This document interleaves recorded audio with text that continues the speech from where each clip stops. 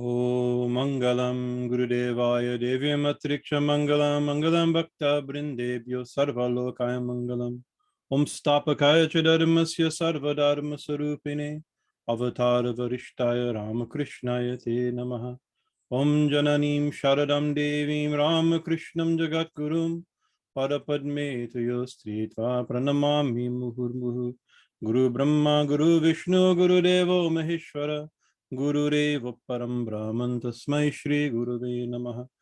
Om Bhadrakali namo nityam saraswati namo namaha. Veda viranga vedanta vidyastane vacha Sri Ganesha Sharada Gurubhyo namaha. Sri Bhuvaneshwar Deviye namaha. Jai Ma Jai Ma. Happy to continue on this warm day. Very dramatic weather. I don't know where you are. We had tremendous lightning storms this morning, thunderstorms and a little bit of rain, which is so nice. Very dramatic. It reminded me of last week's talk. We talked about lightning. We talked about, anyways, yeah.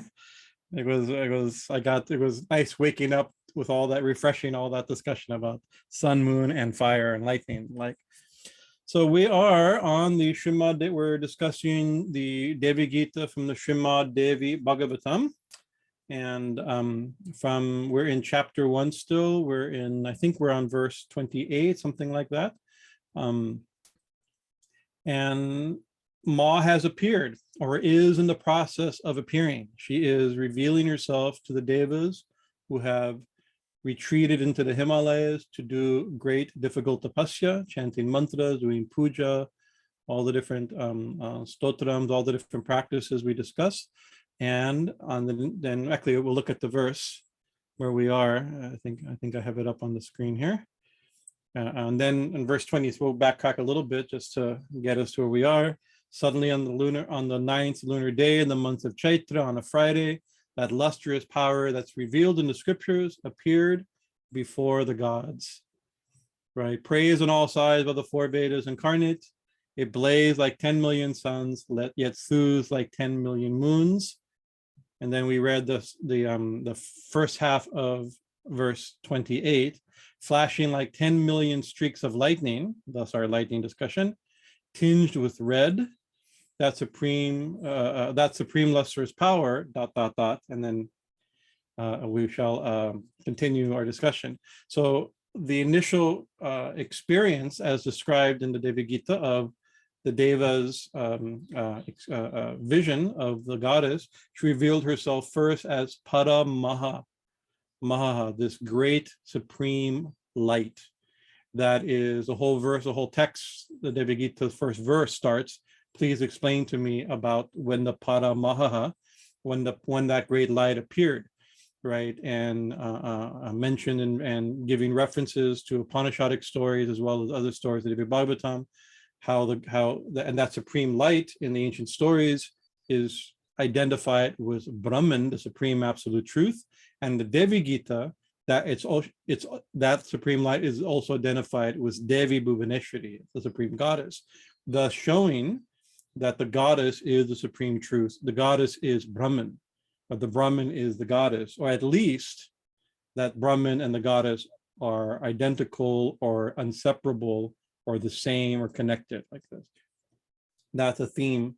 It's going to, and these verses as we go in today, it's using the language of the Upanishad. It's a lot of phrases in the next couple of days, the next couple of verses will be lines almost directly, if some directly, some almost directly from various Upanishads, right? Assuming that the reader or the listener of this text will recognize it as such. These lines are recognizable, right? It's being spoken in the language of other scriptures that are well known, especially to the Sanskritic Brahminical community of Vedanta and the students of Vedanta. It's using the language of Vedanta, or the language of Brahman, to describe not just Brahman, but to describe Devi. Right, so the Devi is Brahman. That's a major theological, philosophical theme of the Devi Bhagavatam, Devi Gita. The Devi is Brahman. And so last week we discussed a lot about this description of that this light being described as 10,000 suns burning, like with the brilliance of 10 million, 10 millions, 10 koti, 10 million koti of suns, 10 million suns, yet also cooling like 10 million moons, right? And also tinged with 10 million streaks of lightning. So, and we gave a little hint that partially, I think this is also the language of the scripture. That line, like 10 million suns, like 10 million moons, like 10 million bolts of lightning, is also a refrain to show a very great light indeed, right? And it is describing, I believe, something that's beyond conception. We can barely conceive the light of one sun, what to speak of 10 million suns. It's the experience is overwhelming and indescribable, or at least we're describing it's beyond normal description. We can describe it, but it's describing something that's beyond imagining, beyond normal experience, right? I was thinking, because we're interpreting this text both in the light of Vedanta, which itself is quoting from, it's going to quote from the Upanishads and Gita consistently, right? So I think it's fair to do that. And also we're interpreting the text from the yogic and tantric perspective. Some of the chapters in the Devi Gita will be on yoga and tantra, right? So it's going to use this language of the chakras and kundalini like this. That's part of it also. But in thinking, when we gave our class a couple courses ago, some months ago, on the subtle anatomy, talking about the different nadis like that. And I was thinking, I was just remembering yesterday, day before yesterday, right? Oh, I can probably mention this also, that there is, maybe we can interpret this description, 10 million moons, 10 million suns, 10 million, as from a little bit, I mean, we discussed Ida Pingala Shushumna, those type of experiences, but even more specifically to energetic yogic experiences that can be described this way, perhaps a little bit hyperbolic way, a little bit poetic way. Oh, like I saw a light that's like 10 million suns, like this, right?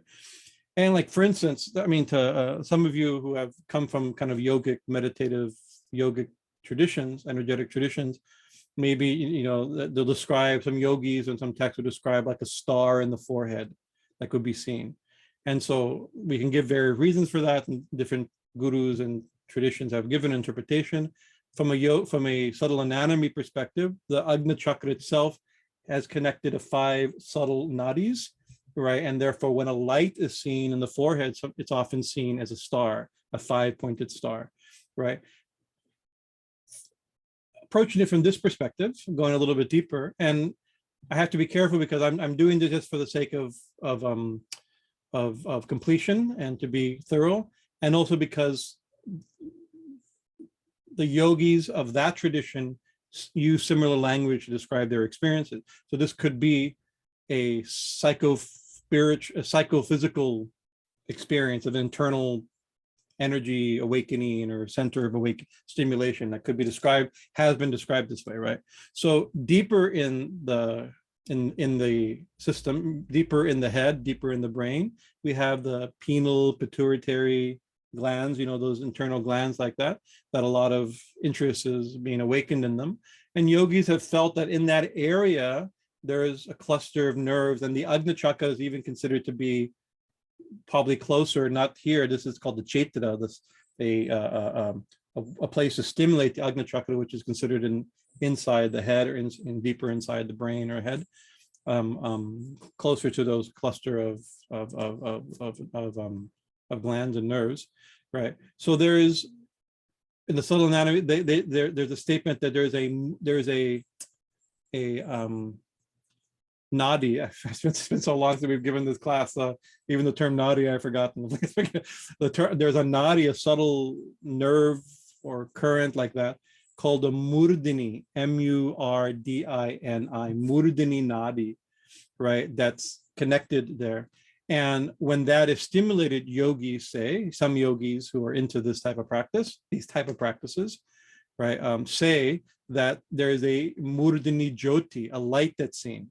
In the third eye, it's seen as a star for some people, but in the center, at the more deeper part of the Agni Chakra, it's described, interesting enough, in the text as like 10 million suns, right? So that could, I mean, that's a way of describing a light that's beyond what we're accustomed to seeing, right? So this is just, I don't think this is what the text is saying. It's not, I don't think, because it what this text is saying, should I say, but because, especially because of its language, primarily used Upanishadic language, and connecting that light and the 10 million suns, 1 million moons, 1 million strikes of lightning, using more philosophical language of that which is beyond conception. But you could see, if somebody can experience, oh, I had an internal experience. What was it like? Oh, it was like something I've never seen. I saw a brilliance, a dazzling brilliance that I've never can explain. It's like 10 million moons or 10 million suns, right? Or somebody describing Kundalini energy, oh, it's like by being struck by lightning. You know, we use that language. So just as a completion, it's interesting that there is a description of 10 million suns rising simultaneously with the stimulation of these internal nadis, right? From the kind of yogic tantric Kundalini type of perspective. Just for completion, I wanted to include that. Flashing like 10 minutes of streaks of lightning, tinged with red. We mentioned red is a color of Rajaguna, which means energy. And we hinted, we spent a little time at the end of last week's talk, that part of Shaktism in general is that Brahman, or reality, is intrinsically energetic or dynamic, right? And so that is that red. And here he is being intrinsically dynamic for grace, giving revelation, revealing herself as the supreme light, and then revealing soon her form as a goddess, and then revealing the teachings of the Devi-Gita, right? So that's where we left off, up to vidyut-koṭi-samānā-bhamaruṇaṃ, tat-paraṃ mahaḥ, that supreme light. This is where we left. The second half of verse 28. Naiva, let me get my notes up to date here. Naiva cordhvaṃ na tiryak-ca na madhye pari-jagrabhat. Naiva, na iva, na eva, not only, right? So here, it's going to be this not only, what it's being described now, it's going to be, this is referring to that light that's shining. So now it's describing this light, like 10 million suns, 10 million moons, lightning tinged with red. Where is it shining, right? Where is its limits? How can it be described, right? It's being described an infinite light, as the supreme light, the light of consciousness, the infinite light is being described. It's going to be described as infinite, as supreme, as awareness, right? As without limits, right? So these next verses are describing its indescribable, supreme, limitless nature, right? Na iva, and then it says cha urdvam. There it's cordhvaṃ, right? By the sandhi. Na cha urvam. It is not. It has no no limit up.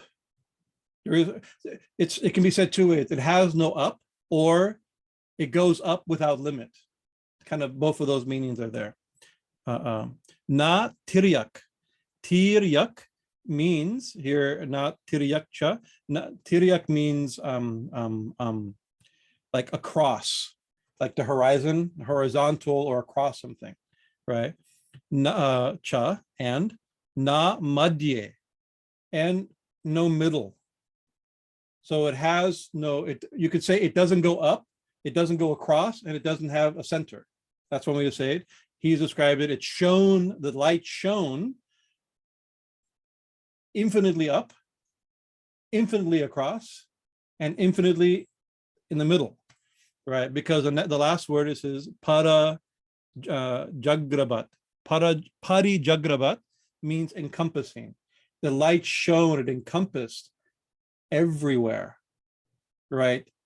All the way up, all the way across, everywhere. There's no limits to where it encompassed, where it's shown. So what type of light does this? Right, regular light, even I'm surrounded by, I have special lights for this occasion, and it has some limit. It shines in different directions, right? But it has a limit. So it's obviously not this type of light. Let me get out of here real quick here. Back.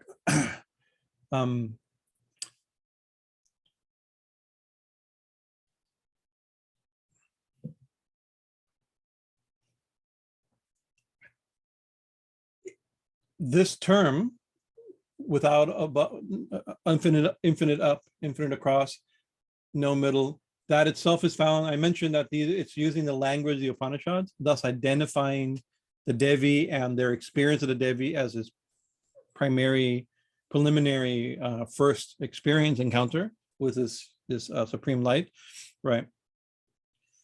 That exact line. This is what's exact. I'll go back to the this naiva tiryak-ca madhye pari-jagrabhat, almost identical. I think maybe identical. I looked it up earlier. I was looking it up earlier. If not identical, at least most of the lines are there from the Shweta Upanishad. It's an almost exact line describing what? Brahman. Brahman is nature. It goes in all directions and there is no limit, right? So it's establishing, right, the Devi as Brahman, because only Brahman can be described as without limits, right?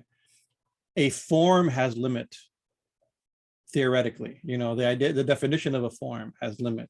So this light is, in this language, a formless light, right? Soon, within this form or from this form, they'll see, from this light, within this light, they'll see a form emerge or the light take shape into the Devi. We probably won't get to that verse, but I have it ready if we do, if I speak fast enough. But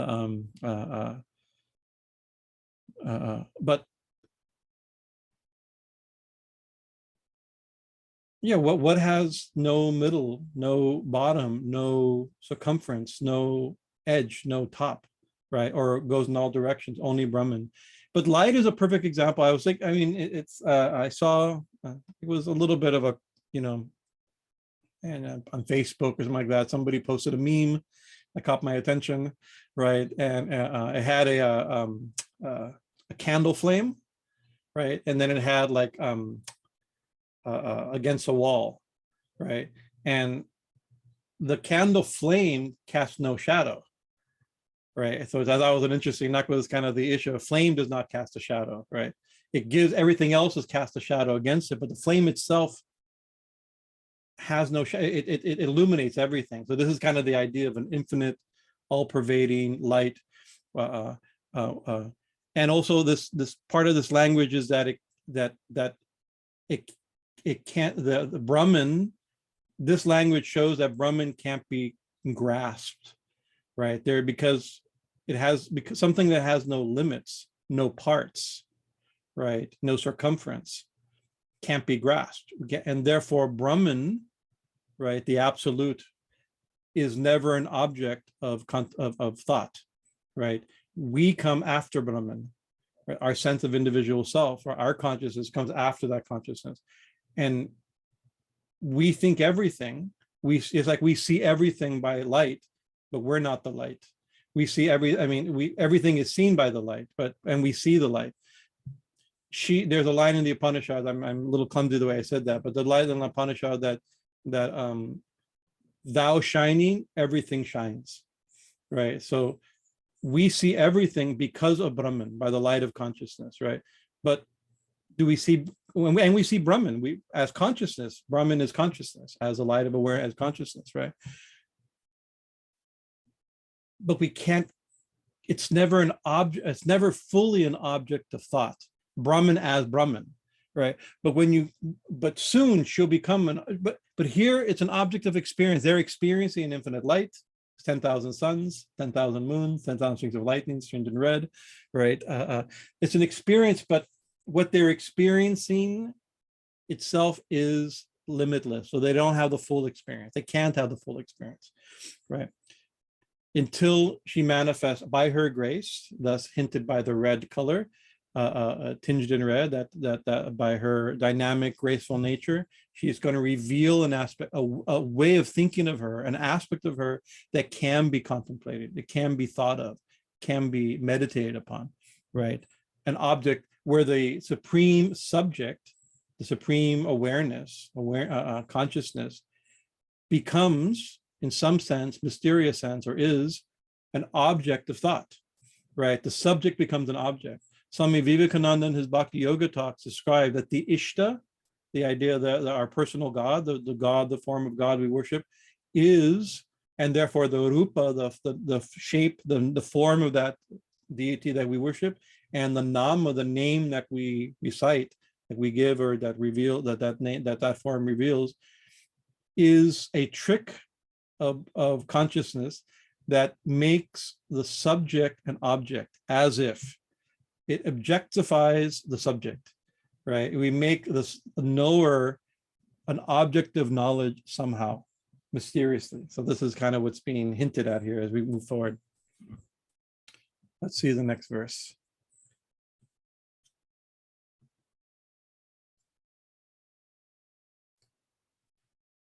Flashing, that supreme lustrous power shone forth, encompassed, shone forth, a compass above, below, and in the middle, or was not hindered above, below, in the middle. Another way of saying it, right?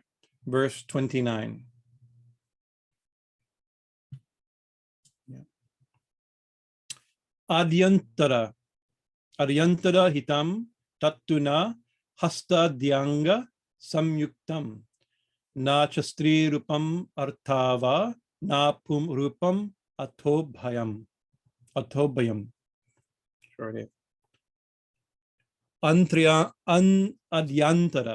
So he translated without beginning or end. Adya means beginning, right? Adya means beginning, first or beginning, and antara means end. So and hitam means not. So it's negated. It has no, that light has no limits. It's encompassed. There's no place where it stops, right? It has no parts, and it has no beginning and no end. Here, beginning and end could be, take it both two ways, right? I think most likely is dealing with space. There's no place where it starts and no place where it ends. In other words, it's an infinite light. But we can also add it to the realm of time, maybe fruitfully.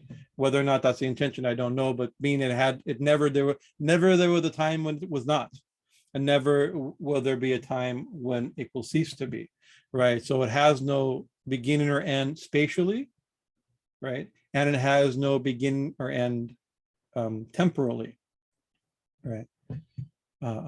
So these are classic definitions of Brahman. These are almost the required definition of Brahman. One of the definitions of Brahman as Satya being the truth, right? And but like there's a famous line attributed to Shankara, to Adi Guru Shankaracharya, it says that Brahman is true, Satyam, and samsara, or this world, is untrue, right? Amitya. Some people, sometimes we struggle with this definition of the world as untrue, but Sri Ramakrishna sometimes used the same definition, but he meant it very specifically. And Shankara also, in his introduction to the Brahma Sutra, means it very specifically by true. If by true you mean unchanging, right? Then Brahman is the only truth, and the world, we believe, I mean, we're learned from this text and from Sri Ramakrishna, and it's our intuitive feeling that this world, and hopefully it'll be our spiritual experience if it's true, that this world is a true manifestation of Brahman, right? In one sense, right? But not true in the sense, not real in the sense, if by real you mean permanent, because the world, nothing in this world is permanent, right? So this light is described as permanent, right? Not without beginning or end spatially, and without beginning or end temporally, right? So they're seeing this light, but the light was there, right? Or that's another point. The light was there before they saw it, and will be there after they see it, after they stop seeing it, right? And that light described in the first verse and Nilakanta's commentary, connecting the mahaḥ, the param mahaḥ as the fourth state, the turiya state of consciousness, the awareness in which waking, dreaming, and dreamless sleep are experienced, right? So we dream, we have waking experiences, dreaming experience, and we experience even deep sleep, some sort of consciousness even within deep sleep. The unconsciousness, we experience in consciousness, the unconsciousness of deep sleep, right? But still, all those states of states of awareness and experience pass, still the turiya state is there, right? The light of awareness, that supreme light of consciousness, is unchanging. It's without beginning and without end, right? Tattu. Tattu means body, right? Na. It has no body, right? Of course, we believe that, I mean, I have to say, in this text, Ma will appear in a beautiful form, right? But this form has not appeared yet. By making these statements, there's a reason why that she didn't just appear. First, she appeared as this light with all these Upanishadic describers, right? Without limit, without beginning, without end, without body, without form, right? So these, she has hastādyaṅga, without, hasta means hands, anga means limbs, right? Other limbs. Hastādyaṅga means hastādyaṅga, beginning with and other, ādyantara and other limbs, right? Hands and other limbs. That's how we pronounce. I think that's how he does it. No body, no hands, no other limbs, right?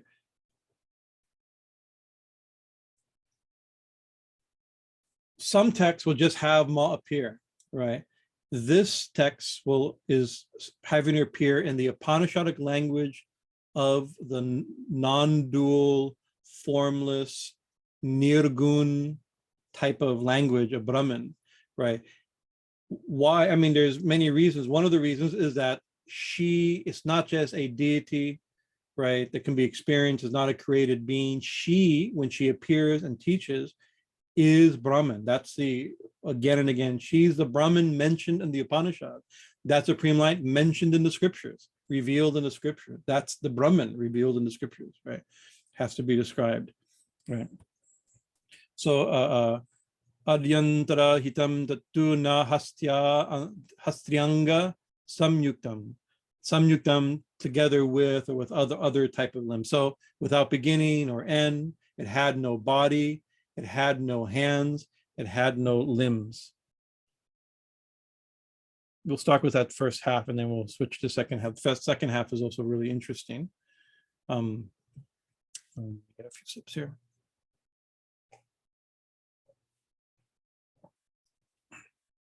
Without limbs, without parts, without beginning, without end. This is describing nirgun. Another way of saying that is nirgun. With Brahman described that or conceptualized as not having qualities, right? Normal qualities, right? How to say it? In the language of the Upanishads and in the language of the commentators like Shankara and Gaudapada, his Govindapada and Gaudapada, these Shankara and his predecessors, and Sureshacharya, one of his main successors, whose our own lineage comes through Sureshacharya, believed to come through Sureshacharya, and his interpretation of the Upanishads, understand it this way. They use this example again and again. Shankara uses it and his successors use it, of like clay and I'm just trying to remember the clay and the clay cup. So I have I should have brought my clay cup out, right? But I'll use my imagine this is a coconut cup. Imagine this cup being made of clay, right? So this is a thing. This has a name. It has a form. It has. I mean, we could say it has the equivalent of hands, a center, an edge, beginning and end, spatially and temporally. It has a middle. It has, all these different qualities can be attributed to it, right?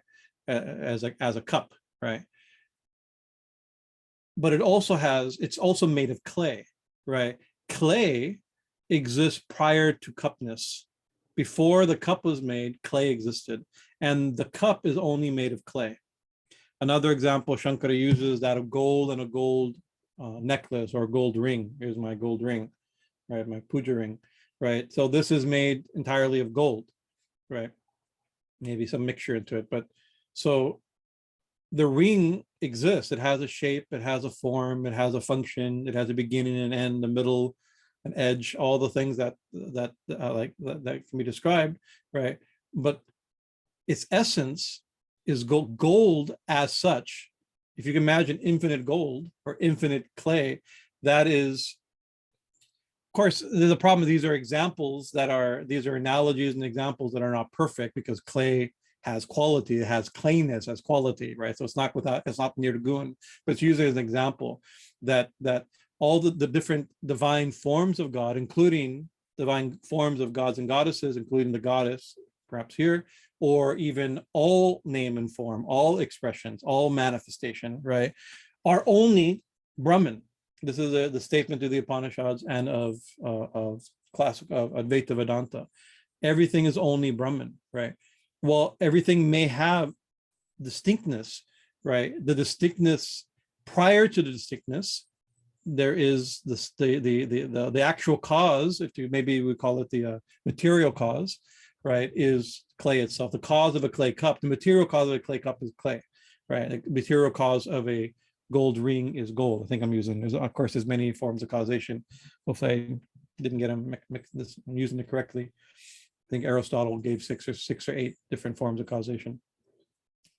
They're muddled in my head right now. So,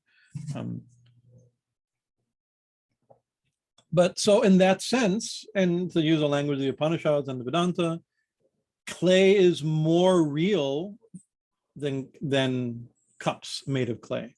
Even if you accept that you may have, the cup is illusionary, it doesn't really, ignore that. Let's assume the clay cup really exists, right? In some sense, clay is more real, but because it has no beginning. Cup has a beginning. Clay, let's imagine clay has no beginning. Cup has a shape. Clay, imagine in the metaphor, is formless, right? Like this. So cups have qualities. They're with sagun, and clay is a symbol in this story, in this example, of nirgun, right?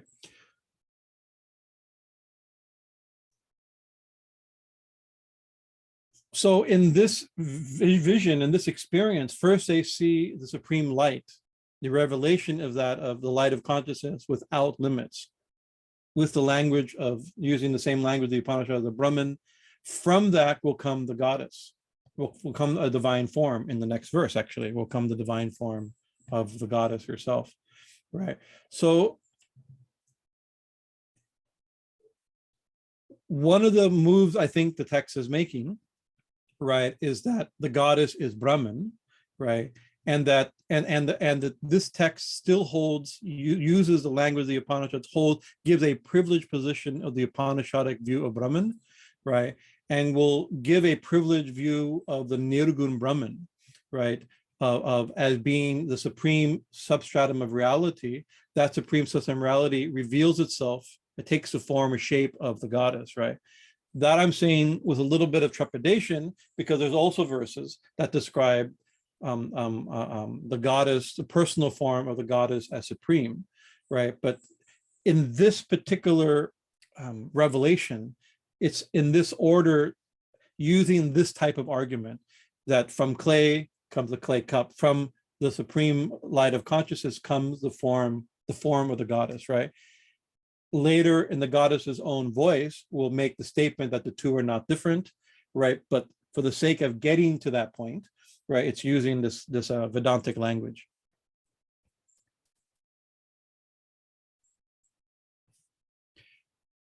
So in the more theistic traditions, right? And the Devi Bhagavatam is a theistic tradition. It's a theistic tradition dedicated to the personal God, supreme goddess, Bhuvaneshwari, right? There's another view is that how do you that the light, like for instance, if you were to think of from how to say it, from the light from this light of consciousness comes a divine form, right? There's another view is that from the form comes light of consciousness, right? In the Gaudiya tradition, the Chaitanya tradition, they have this term, Vishwara Chakrabarti, disciple of second generation disciple of Chaitanya Mahaprabhu. He gave this argument of describing the Brahma Jyoti, right? Is that from the personal form of, for them, Krishna, right? The light coming from Krishna's personal form, that is experienced as this light of Brahman. That shines like 10 million moons, is cooling like 10 million suns, tinged with red like this, right? I was trying to get my flashlight to work here. I didn't want to blind anybody, but if I can get my light to work, if I were to shine it in the camera, right, you'd probably be like, blinded, right? But then you wouldn't think, oh, that from that light, the flashlight has emerged, right? That the flashlight, the light is a substratum, and the flashlight came out of the light of the flashlight, right? You'd say the light came out of the flashlight. The flashlight is the limited form that gives something unlimited, right? Without limits like this. So that view, the very theistic view of the Vaishnava tradition, presents the idea that even this description of the non-dual experience of Brahman is just that, a non-dual experience, but of a very real source of that light, the personal form of God, right? And the Devi Gita, Devi Bhagavatam will use some of this language because it's a theistic text also, but because it's trying to identify, or it identifies with kind of an Advaitic and Upanishadic perspective, it's privileging the non-dual or the impersonal. We have to use this language. I don't like, maybe it's not the right term, but the Nirgun Brahman to show that it's supreme. Then it will show its identity with the Sagun Brahman. We mentioned last week that part of the idea of the tantric ontology of the text itself and of the Shakta tradition is that the supreme Brahman is intrinsically dynamic. It's part of its nature is to express. So the distinction between non-dual and dual, or personal and impersonal, sagun and nirgun and sagun, it's just for the sake of philosophy, we can make the distinction. We can think about these things distinctly, right? But they're not really different. As Sri Ramakrishna describes as abhed, they're not different or identical or inseparable. We discussed last week some of that. Some of those ideas, right?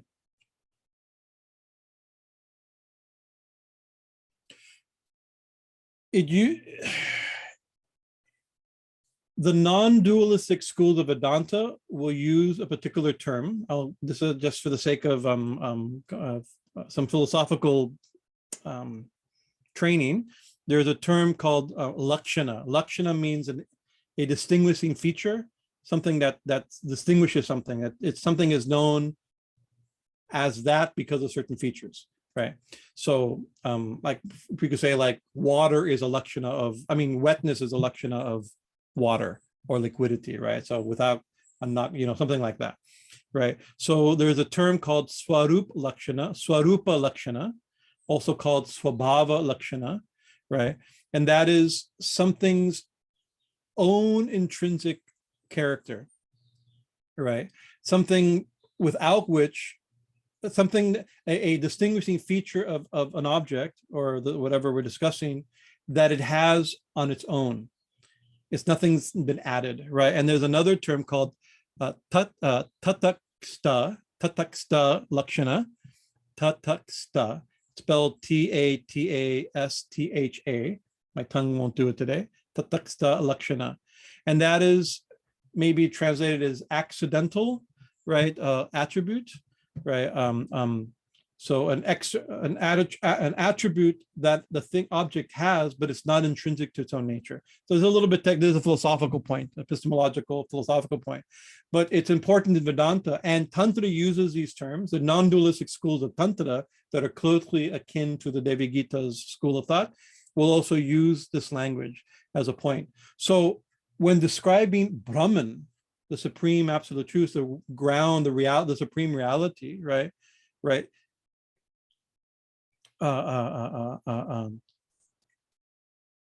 You'd have to have it.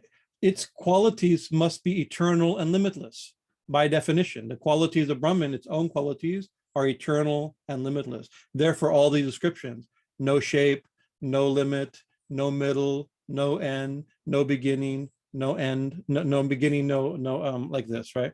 No hands, no arms, like this. All these are secondary things that can be described about something. In and of itself, it's simply existence, right? Other lakshanas, the accidental lakshanas, are in some schools of thought superimposed, added to the original object, right?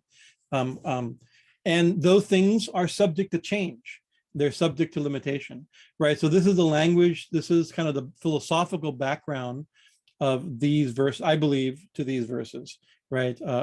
Describing the supreme truth that's appeared in front of the gods as having the swabhava or swarupa lakshana of the supreme Brahman, formless, shapeless, infinite, without beginning, without end, like this, right? But then from that will be the goddess will appear, and these, in a certain sense, are the language of secondary lakshanas or accidental attributes. But of course, in theistic tradition, the shape and form and personality and qualities of the supreme goddess are also intrinsic. They're not added, right? There's I was trying to remember a verse. I couldn't remember the beginning enough to look it up online or something like that, but maybe if I remember it or find it, I'll put it up on the classroom page, right? It's a verse in Tantra itself that Brahman is by nature beyond gunas, right? By its own internal definition, right? And a lakshana is attributed to it. We attribute aspects to it so that we can worship, so that we can think about it. So this is kind of that language that Swami Vivekananda used in Bhakti Yoga, that we make in order to make an object of the subject, to make an object of something that is by definition infinite. To think of the infinite, we have to attribute to it, right? That verse says we attribute limitations or qualities to it, and in the more devotional traditions, those attributes are also internal to it. These are intrinsic to it, and that's more our view. That within the infinite, these divine forms, these divine names that we think about are intrinsic. That these are part of it also. We don't have to attribute to it. We can. We make God in our image. We have that language, right? But also God reveals her forms. The infinite reveals forms by which we can know and think about it, think about her. So this is kind of that language that's going on here. Let's go back to our verse here.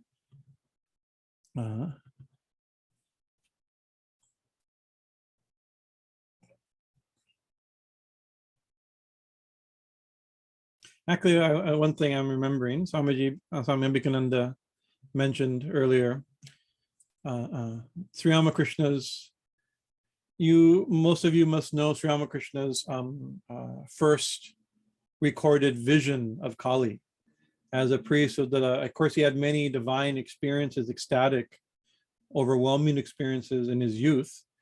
We know about a few of them have been recorded and passed down to us. But the main one that he also describes in his own words, so we can trust this one as historical, as his description. He was longing. He was a priest of Mother Kali at the Dakshineshwar Kali temple. He was longing. He's wondering: is she real? Is she Is it just made up? Is she? I mean, this is just are we just attributing some divine form to a reality we cannot know? I mean, we can ask the question in different ways. He was asking like this, and his longing to know her became so overwhelming that he tried to commit, as the story says, he tried to commit suicide. He grabbed the sacrificial sword hanging on the wall and was going to, he could not tolerate separation from her. And what did he experience? He experienced his,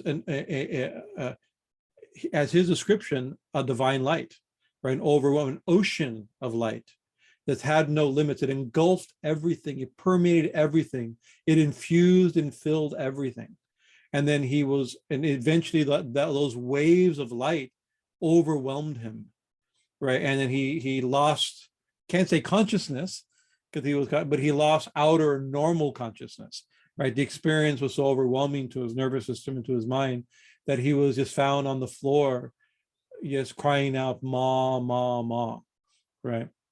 He had this experience. His first experience of Kali, visionary experience of Kali, was not of Kali holding, not the form of Kali, holding a sword and a knife and a severed head and a garland of heads and earrings of corpses and all the the images of Kali we know. He had many visions of those forms later, right?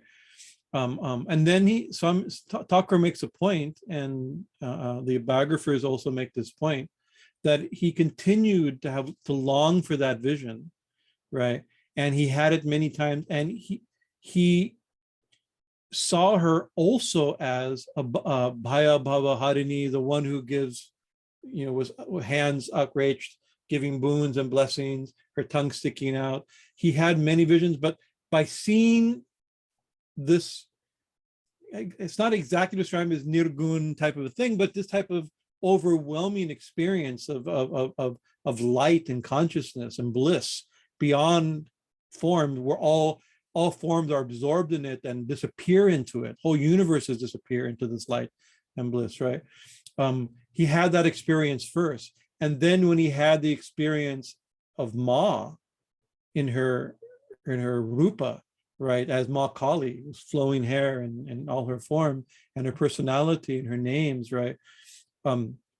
He understood that image of Ma to be what he experienced as the ocean of light that overwhelmed him, the infinite light that overwhelmed him, right? He didn't think, oh, I experienced Brahman and then I had visions of a deity, right? No, he knew the vision of the deity he had was that. He says, when he was asked, what was your first experience of Kali? It was that vision of light, overwhelming light, similar to here. And therefore, there's no doubt that in his mind, that the experience that the yogis experience, the experience that the Vedantas and Gyanis experience as infinite light, is also the personal God, or the personal goddess, is Ishwari, as Kali, right? Another, what's another example Sri Ramakrishna uses? He gave the example that because it's Sri Ramakrishna, we mentioned last week also, Sri Ramakrishna's language for God or for the Supreme is, you could say, is sometimes he described it as both personal and impersonal, both formless and with form and without form, nirgun and sagun, with qualities, without qualities, immanent and transcendent, right? An infinite reality that has infinite expressions, right? And these different categories of form and formless, qualities and not and quality-less, right? Personal and impersonal. We sometimes think that these are binary choices. You either have qualities or no. God is, Brahman is either personal or impersonal. And he asked, his first conversation, real conversation, was M. The second meeting with M in the Gospel of Sri Ramakrishna, he asked M, what do you prefer, Brahman with qualities or without qualities? Nirgun Brahman or Sagun Brahman? And M writes, he says, what a strange, he didn't understand the question because they're opposites. It can't be, it's like, can they both be true? And he said, well, he didn't understand what that means. He said, like a door, Aristotelian principles of yay is yay, nay is nay, right? A door can either open or closed. Something is either there or isn't there. It's not both there and not there, right? So he says, I like the formless or the impersonal nirgun Brahman, sir, right? And he goes, oh, that's very fine, Ramakrishna said, right? But don't think you alone that your view alone is correct, And that very much shocked and challenged M. He describes it as a direct blow to his ego, right? You know, this knowledge, this statement, right? That because he says God is both with form and without form, with quality and without quality, right? And many and many other things, right? So the door is both closed and open and many other things, right? In other words, open and closed are two concepts of the mind that we can think of, right? Many other things we don't have. That means you're describing a reality that goes beyond mental conceptions and categories, right? So similarly here, I think this is describing this first descriptions of her vision, her revelation is describing her as beyond categories. The next line will describe her as beyond gender, beyond all the different ways we think of objects. She's not that, or she's beyond that. And if she's beyond that, that means she's also all that, right? That, you know, we'll describe that. So Sri Ramakrishna uses the example to try to describe this as water or the ocean. Imagine an ocean of water. Water has many different states. It has liquid state and it has solid state. Liquid, when water is liquid, we call it generally water, right? But it means liquid water. When water is frozen, we call it frozen water, we call ice, right? And then of course we have vapor, which is even more, and that's also a type of state of water, right? But which one's water? All of them are water, right? Ice is water and liquid water is also water. Liquid and ice are both states of water, right? So which one's real? Which one's the source, right? In general, you could say, right, that because Ramakrishna said that the devotion of the devotee, the cooling influence of a bhakta's love, of the devotee's love, cools the water and makes it into ice. That means gives the water form, right? Rupa, right? And therefore, and so that's one way of understanding. You have an ocean of water, and in some places you have ice. Why is it ice? Because of the love, the cooling influence of love of the devotee, right? We make water ice, or maybe water responding to our love becomes ice. In other words, to use this example, that we give God form, or we create God's form out of the formless God, or out of the formless God, God creates forms for us, right? Takes form for us. That's a way of thinking of it. And that's a little bit like this, is like you can say what's more real. Ice is temporary. Ice comes and goes, and the water is a substratum. Another way of thinking of waves come and go. They're made of only water. But water is not the norm. I mean, liquid water is not the norm. Liquid is just one of the states of water. You could also say ice is the norm. And in certain places, due to the heat of the sun, ice melt, and therefore water becomes liquid. So you can also say that the real form of water is ice, right? Probably, I bet you, I mean, I'm not going to bet you because I don't have any money, and I don't know, I have no scientific facts knowledge, but I imagine that that all the water in the world, right? I mean, in universes, probably a lot of it's frozen, right? Probably another, I mean, they found water on other planets, right? Mostly frozen, right? Not in liquid form, right?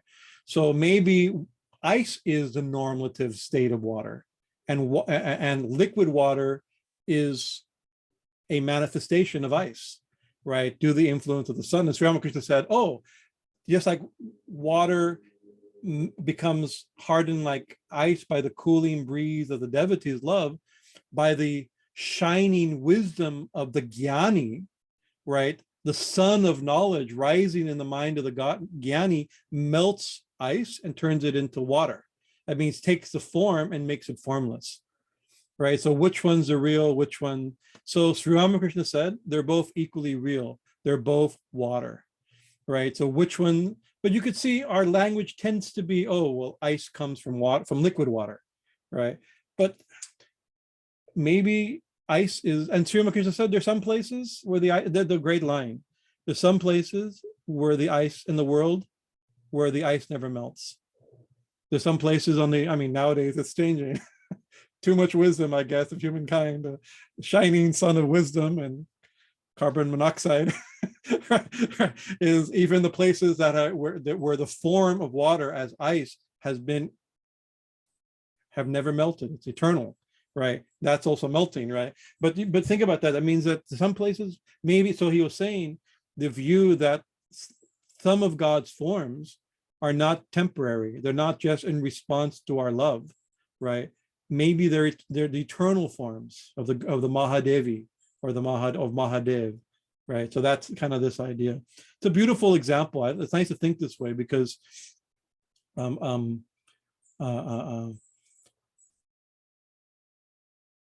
Sri Ramakrishna didn't like us to be, what he didn't like is fanaticism and closed-mindedness. And the reason he didn't like, I mean, I have to be careful not to attribute his motivation, but it seems to me, right, and from reading and studying his words most of our adult life, is that the reason he didn't like fanaticism, he didn't like limited, is because we put limits on the limitless. His definition of God is limitless, is beyond, is this, that, and something much more. Because this and that, form and formless, nirgun, sagun, are just categories. They're almost mathematical categories of the mind. The reality is something more. So the reality is something greater, right? So maybe this is a way to understand these verses of the description. Let's go back to our verse. Let's continue.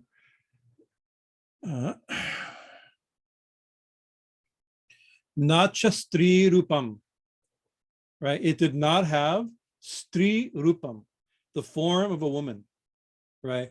Strī is not just female, right, or feminine, right? It means, so it's not just a term for the gender. It means a woman, right? A person, you know, it's a sophisticated, it's a that's not the right word. It's a formal word, strī, right? Strī-rūpam, it did not have a woman's form, right? So in a second, the next revelation will be a woman's form. She'll take on a woman's form, right? But this initial experience of the great light did not have a woman's form, that's its female form. Na puṃ-rūpam. And also, athava means, or it also didn't have, right? Na puṃ-rūpam, a man's form, not just a male form, a man's form, right? So it's neither male nor female, right? This again is the language of the Upanishad. This text is quoting almost word by word the language of several Upanishads, right? Just like the previous verses. Then it says, attaha, also, right?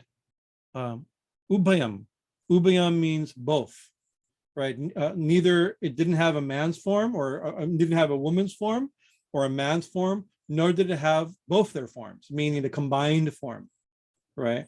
So it's an own category.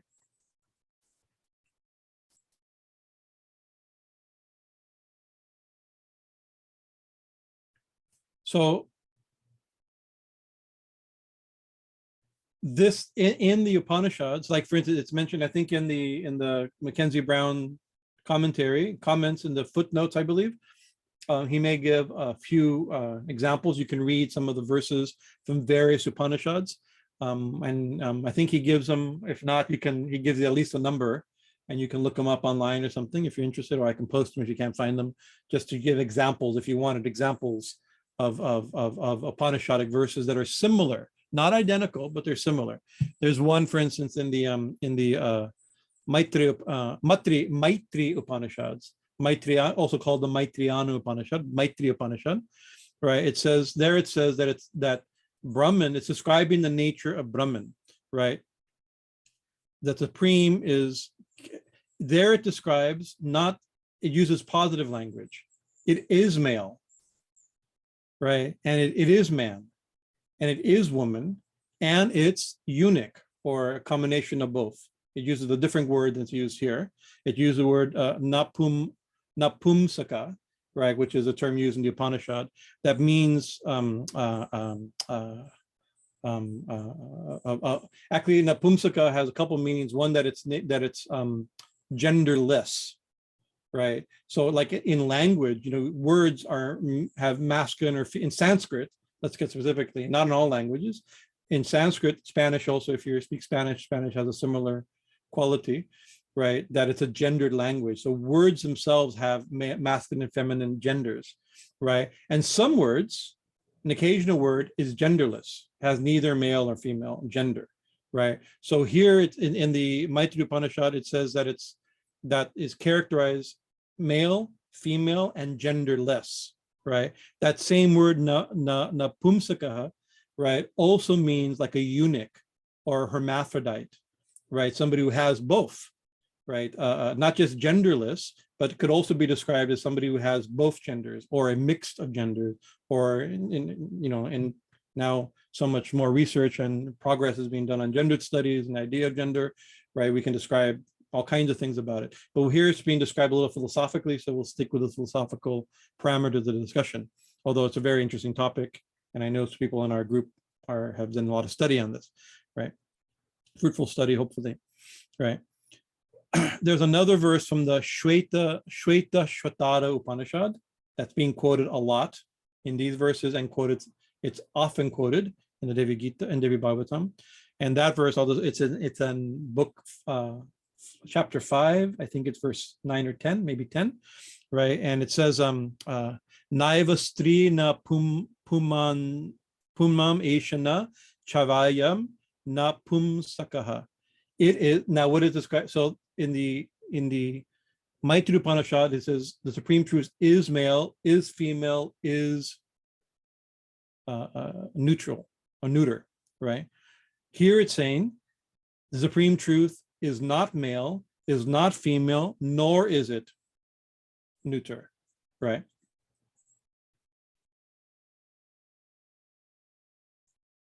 So actually there it's describing, sorry, in the Shweta, my tongue is Shweta Shwetara Upanishad, is describing not just Brahman, it's describing the individual. So that's an interesting thing. Let's think of who we are, right? We are neither, according to this text, it is the jiva or the individual self is neither female, is neither male, nor is it neuter or hermaphrodite or any combination of the meaning of this word, according by use, right? Right. And then it says yad chariram adate tena sa yujate, right? It says that whatever body it takes. Who are we? The individual. We're not man. We're not female. We're not a mixture. We're not indistinct. We're not, we're not neuter. We're not hermaphrodite. We're not third gender, the third category gender that's mentioned, right? We take on whatever form of the body we get, right? It says it take whatever body it takes. With that, it becomes united. Right. So this is a statement about who we actually are. We're not this body, right? The soul or the jiva is genderless, neither male nor female, nor any combination or other options that are being described, right? We are united with every body we enter. We take on those qualities, right? Or that identification. So it's meant to help us understand Brahman is both male, female, and neuter.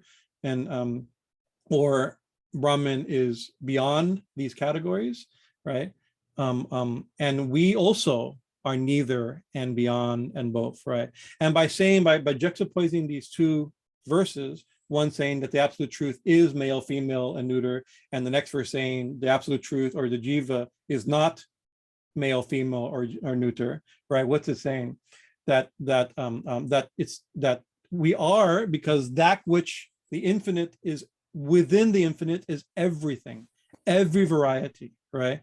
And every category is included within the infinite, right? So it is this, it is that, and is everything else, right? And also, but no category, the infinite cannot be contained in any category, right? It's beyond every category, and therefore, it's not male, not female, not In the Kali Kastakam, Swami Bhajanananda loves these verses very much, right? And we're so accustomed as like, oh, Ma Kali, you are in the form, and there's verses like this I can quote from so many scriptures. You are in the form of women, you are in the form of a young girl, you are in the form of a young woman, you are in the form of an old woman, right? We have these, but the Kali Kastakam says, you are not the young girl, you are not the young woman, and you are not the old woman, right? So you are and you're not, right? You are everything, become everything, right? All quality are quality, but none of them contain you. The infinite, the self, and even who we actually are, right? What to speak of what the absolute is, even our small little corner of the absolute known as the individual self cannot be categorized, right? We take on categories by association, but actually our real nature is beyond categories. Right, but here, so another way of saying, by saying using, let me get out of this real quick before we. I don't want to get this. I want to think of the Upanishadic verse that it's almost quoting from, but it quotes it a little different. So let's think about what the Upanishad says first.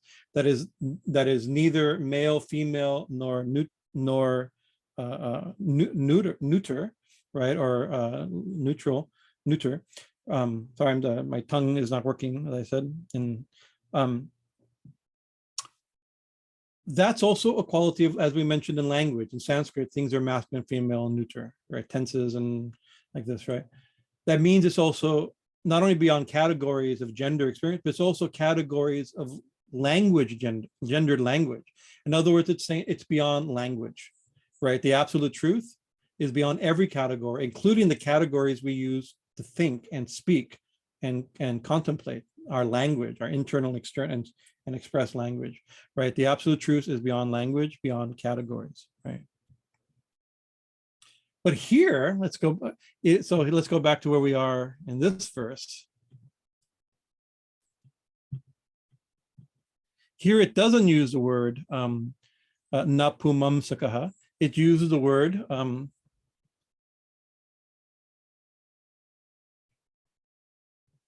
ubhayam, right? Both, right? Or combined, right? So this term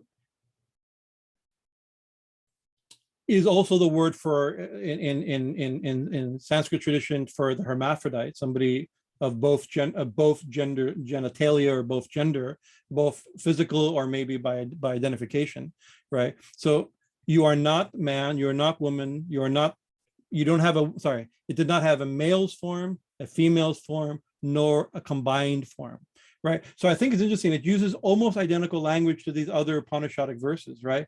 But it makes it more grounded, not just some high philosophy. And this is a move I think I've noticed that happens a lot in the Devi Gita, right? It uses the language of very high philosophy, but it uses in a very earthy way. It's neither this nor that, nor the combination like this, right? So while we have in the express form, there is male and female bodies, or male and female's identities, as well as bodies and identities that are neither male nor female, or somewhere in the spectrum of male and female. That's a very fascinating topic, right? And in one sense, she's all those things, but in another aerial sense, she's none of those things. All those categories are categories, not the truth, right? But the truth contains within it all categories, right? That's the idea like panentheistic, that everything is contained within God, right? But God remains transcendent in many real ways. And Ma is, in Sri Ramakrishna's language, both transcendent and immanent. Everything exists within her, right? But she still is independent. She outshines it. She outspreads. She's infinite. All finite categories exist within her, right? But they exist within her, but they do not define her. That's a nice way of saying it. She cannot be defined in all these categories, right? But all these descriptions, ultimately we have to think, what about all these, get back to my notes here.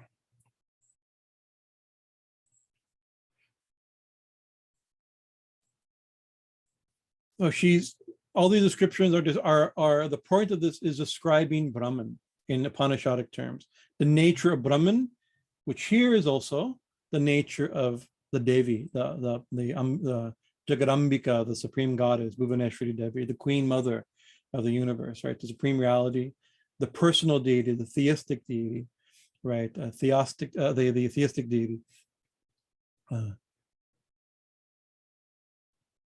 So the personal aspect of the deity, of Brahman, right, is usually seen as either a male or female deity, right?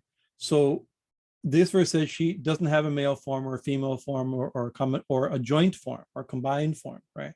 Right. But the very next verse, she's going to take a female form, right? As Sagun Brahman, she has all forms, right? All forms, or she takes all forms, right? But as the supreme deity, as Ishwari, she takes on a very distinctly female form. And many verses will be describing her extremely beautiful and significant and meaningful and exhilarating form, right?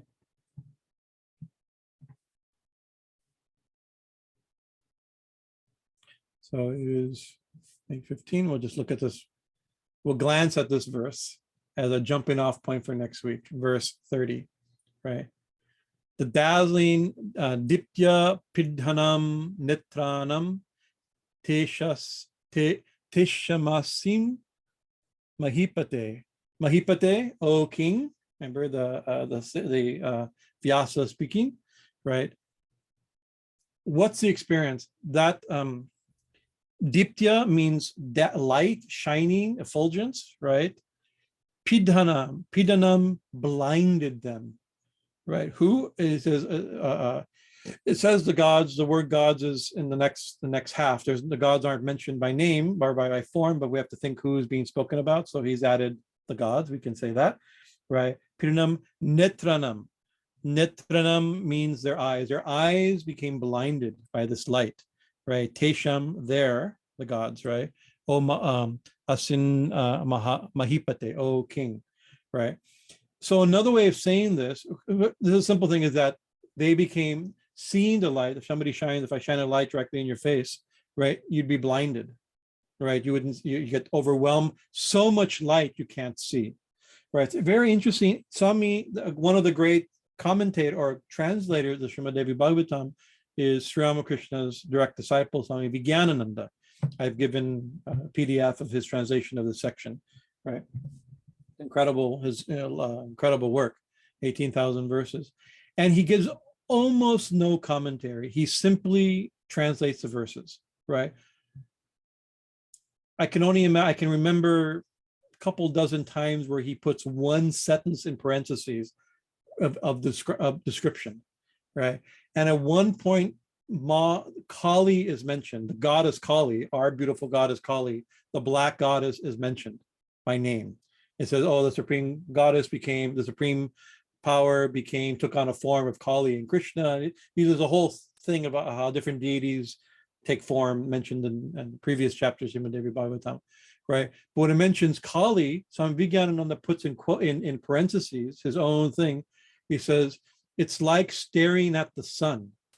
When you stare at the sun and then you look around, you see blackness, right? You see so much light that you see blackness. You can't see. You get so much light you can't see. He says, this is the blackness of Mother Kali. Why is she black? She's so bright. Seeing her, we can't see anything, right? It's very interesting out of all things to point out, right? So a little bit like this, that this light blinded them. Within these words, another way of interpreting this sentence, right, is that seeing this light, they closed their eyes. They couldn't look at it. They closed their eyes, right? They could, it almost became overwhelming.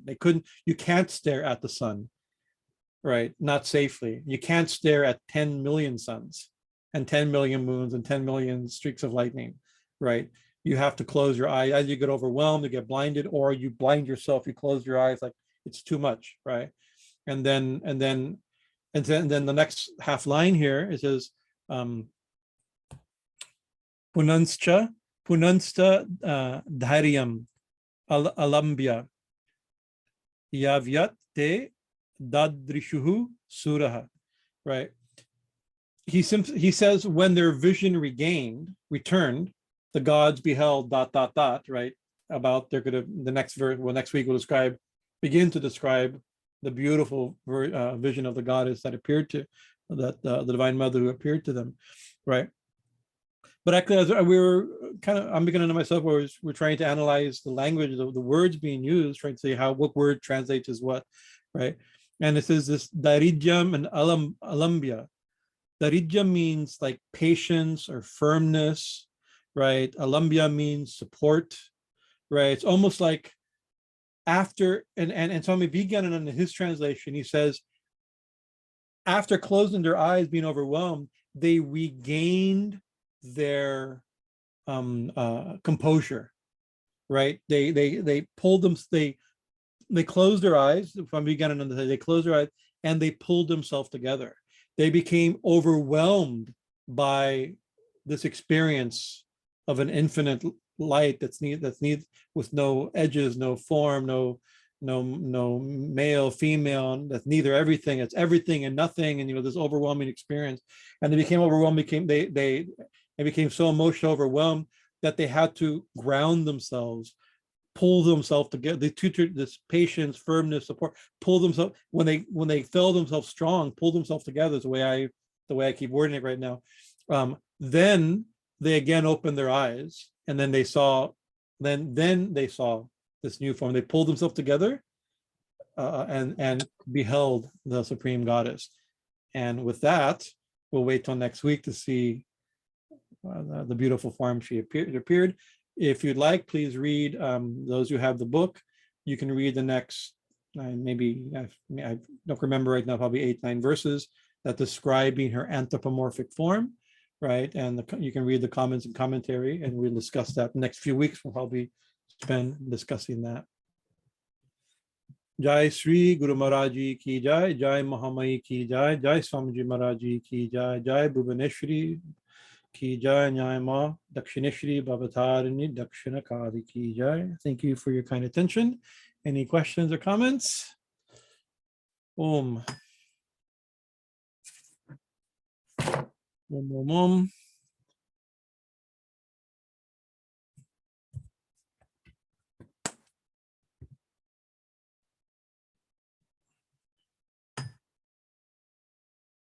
Hari Om, Hari Om. Swamiji, anything on your side?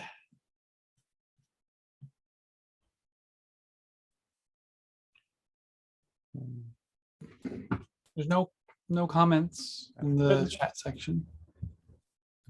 One thing, I think we talked before, Guruji, about how the being beyond categories and being beyond the language and kind of the syntax of how we think. And I said, we're reminded of Swami Vivekananda's hymn to Sri Ramakrishna, where there's that line where Namo Namo Prabhu Vakya, Namo Namo Prabhu Vakya Manatita, Mano Vanchan Ai Kadhar. So we bow to you again and again, Lord, who are beyond mind and speech, yet without you we think not nor speak. Because I've always loved that line, that it's beyond what we can think of or speak, and yet we can't think or speak without her. Or Yes. Manovakya Dhara, she's a support of our of speech and thought, right? But she herself is beyond speech and thought, right? But without it, but she's a Dhara, she's the one who supports. That's an exactly. I think that's the point I believe that's being made in this setup to describe the setup to the vision, right? So much is here. Great.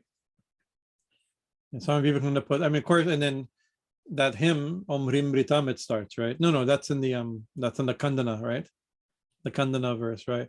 Describing Sri Ramakrishna, what his love for Sri Ramakrishna and his realization of his own who Sri Ramakrishna actually is. He is the supreme reality that's beyond mind and speech. Of course, Sri Ramakrishna does not fall into any category. Anything we say about him, the opposite's also true, and something much more, right?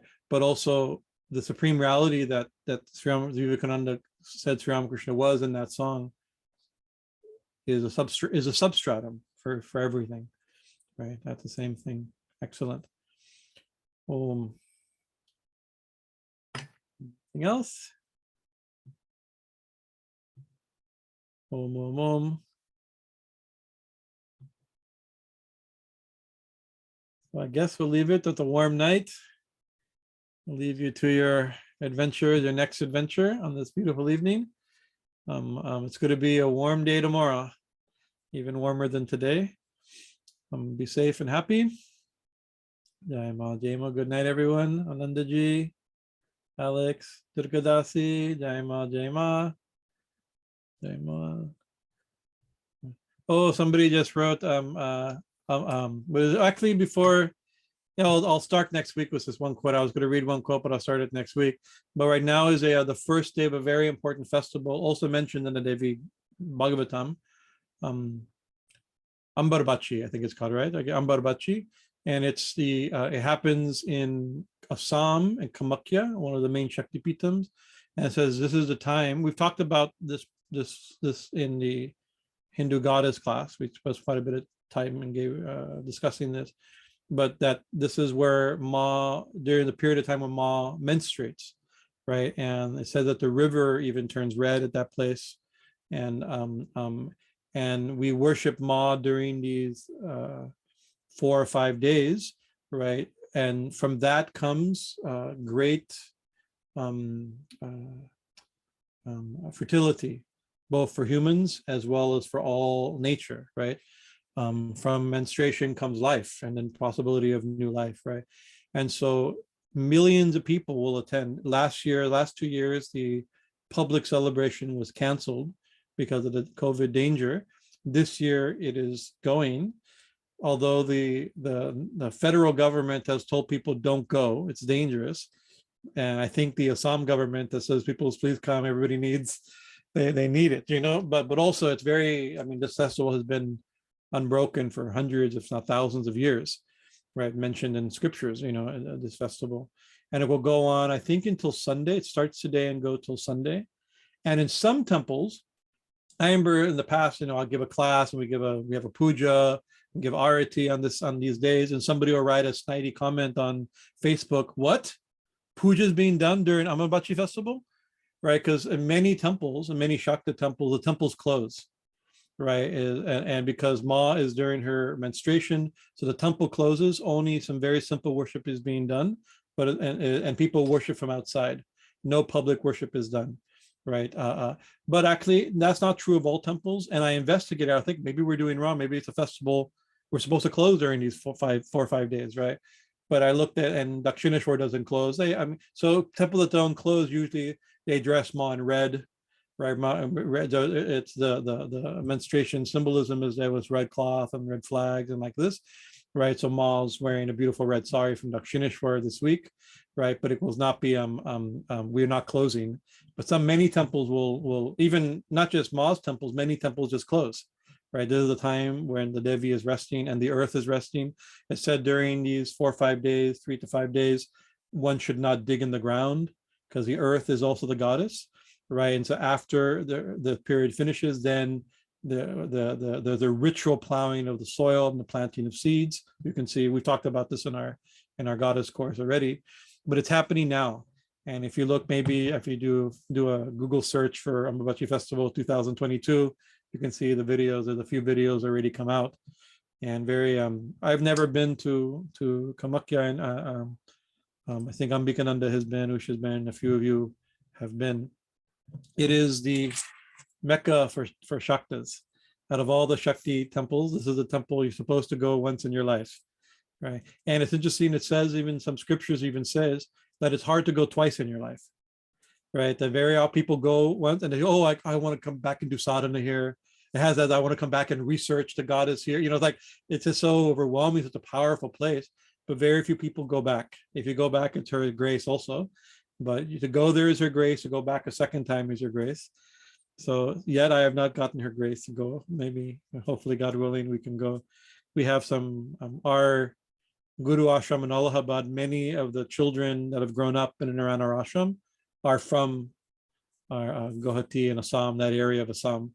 That's how Swamiji, that's how you went, isn't it? Is with some of the boys. And the Yes, yes. yeah. I went with Shankar Dev. Yeah.